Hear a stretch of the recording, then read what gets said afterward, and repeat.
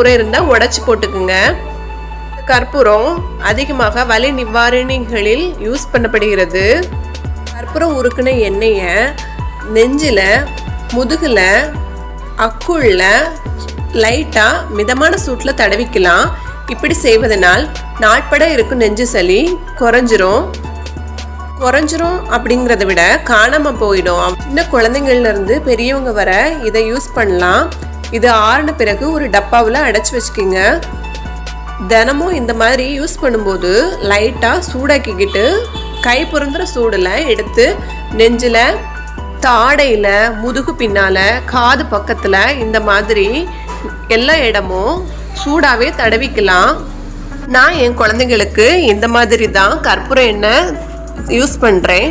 இதை யூஸ் பண்ணிக்கிட்டு நீங்கள் டாக்டர்கிட்ட போய் செக் பண்ணால் கண்டிப்பாக சளியே இல்லை அப்படின்னு தான் சொல்லுவாங்க. சளியை கரைக்கிறதுக்கு இந்த